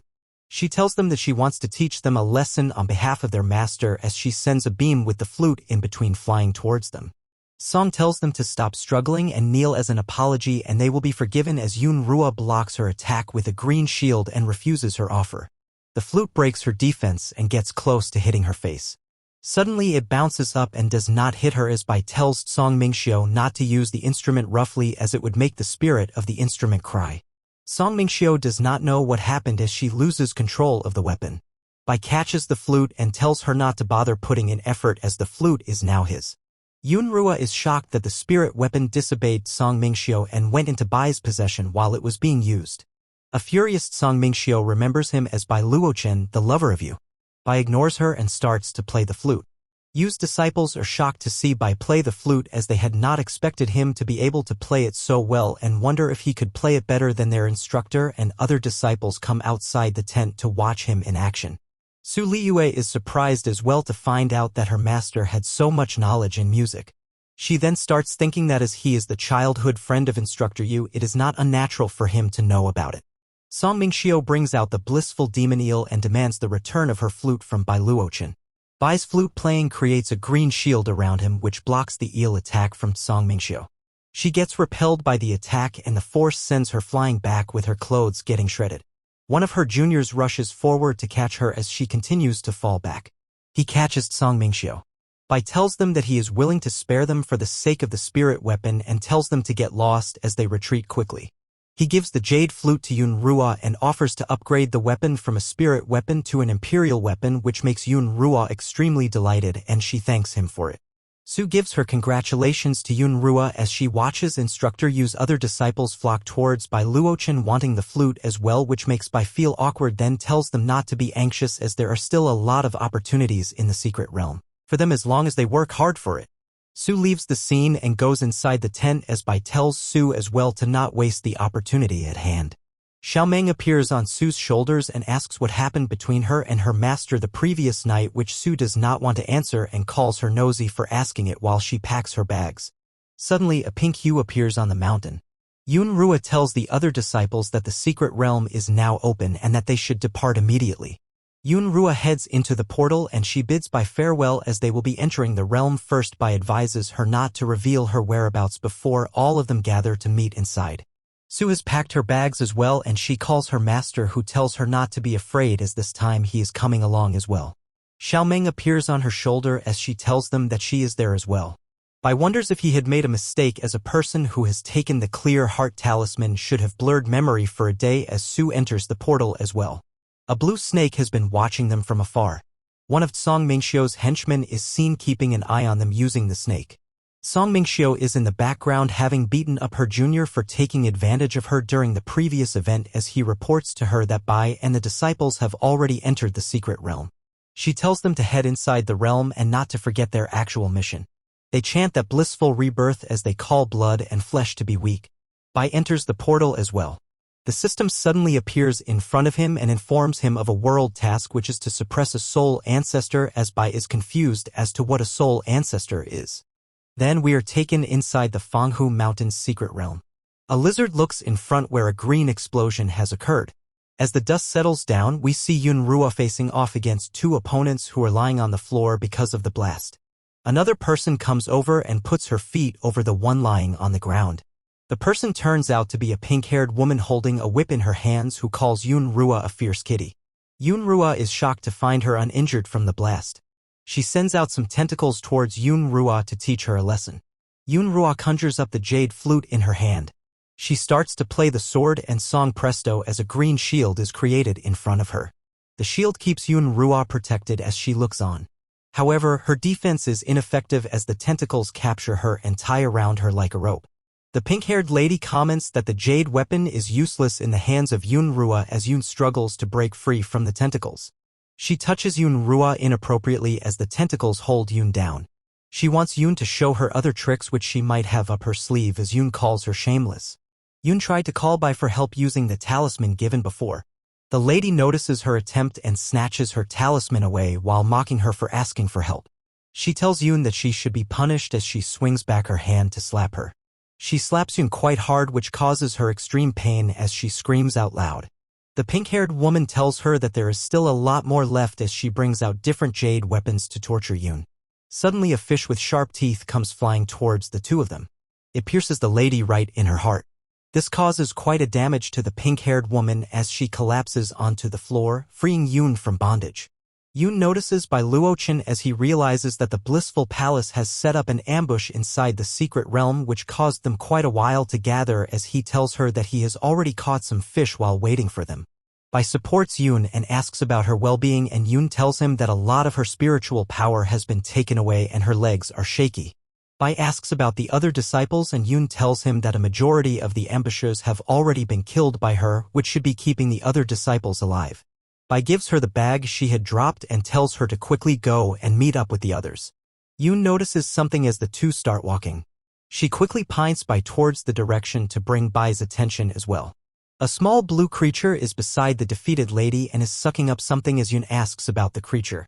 The creature is surrounded by some blue energy as Bai pulls it towards himself. He catches the creature smoothly in his hands. He reveals it in front of Yun and explains that the creature is called a soul wasp, which is used by the blissful palace to gather souls. He comments concerned that they should hurry up and find the others as he squeezes the wasp between his fist and destroys it. The scene changes to clouds rumbling as lightning is seen in the sky. The thunder suddenly strikes the ground as if marking the arrival of someone. The lightning fades away as we see the figure of Su Liyue in the distance where the lightning strike had occurred. She is seen standing on top of some rocks with her eyes closed and her hair in chaos. She sighs. Xiaomeng appears behind her in her human form and puts her hand on Su's shoulder, scaring Su.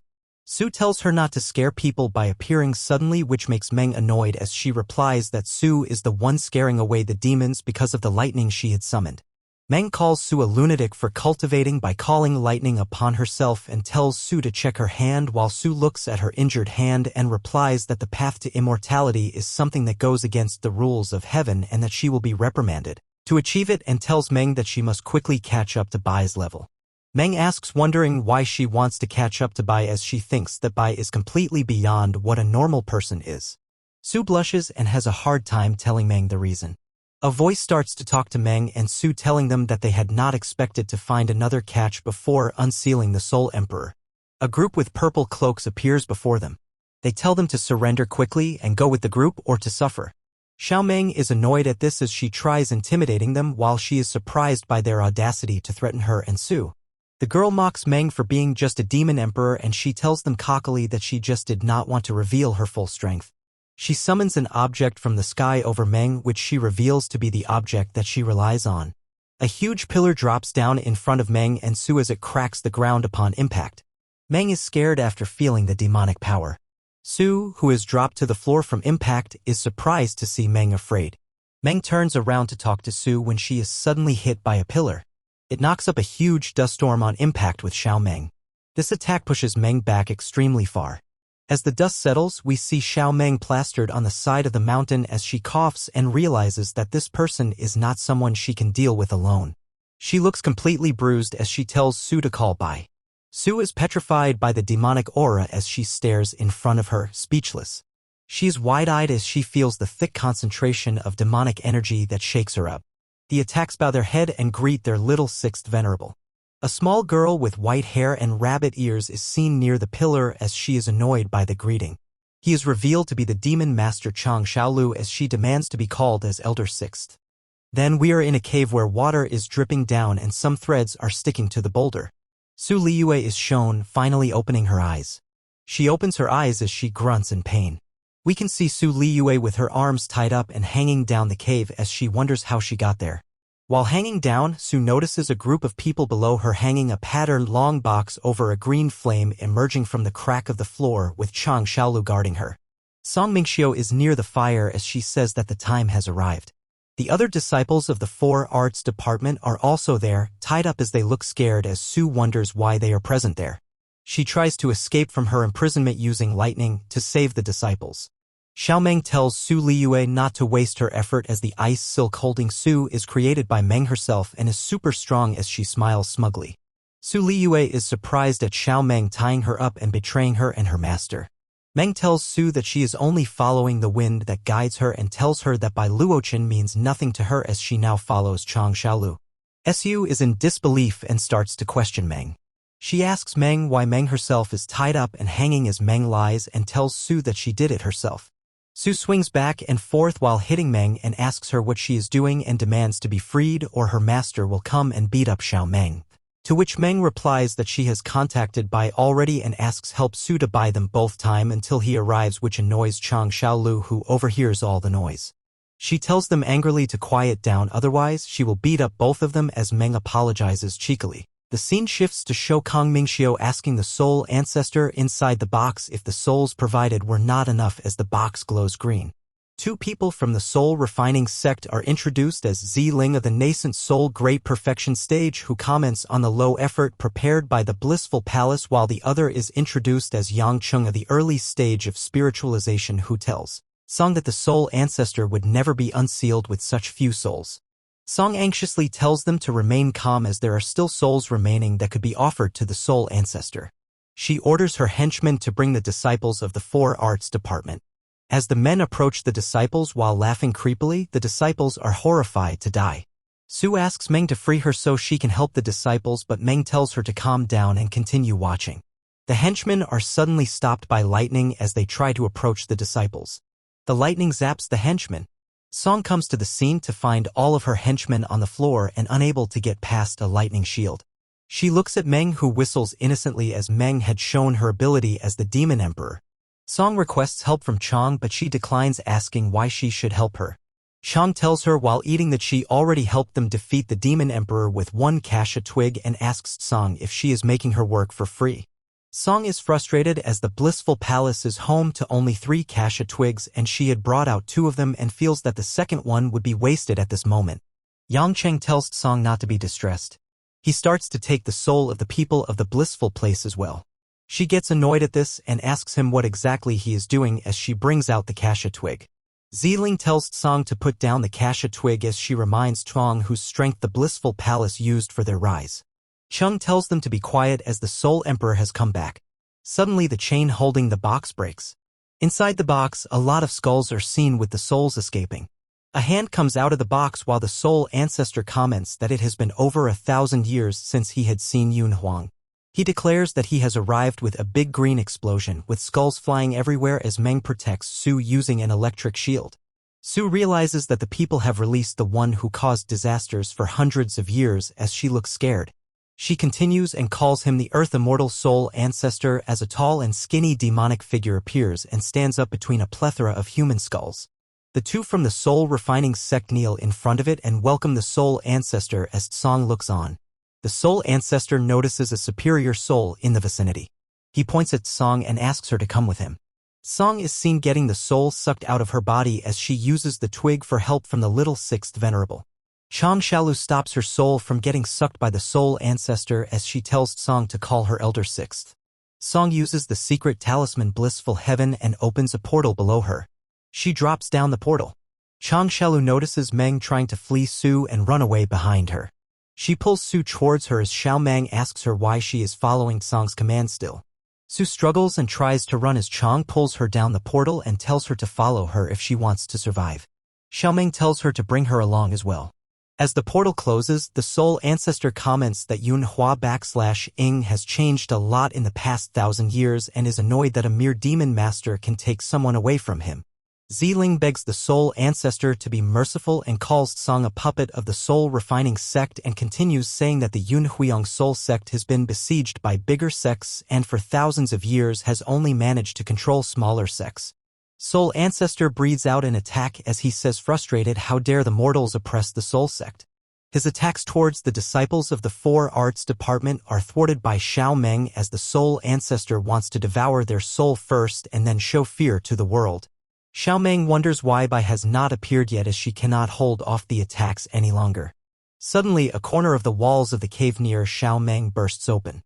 An axe is seen on the ground as a voice asks the villains why they hide in such places as searching is quite the hassle. Soul Ancestor looks above him to see a figure standing there. He looks terrified as he starts to sweat. Bai breaks the fourth wall as he asks the Soul Ancestor what it is looking at and asks him if he has never seen a main character before.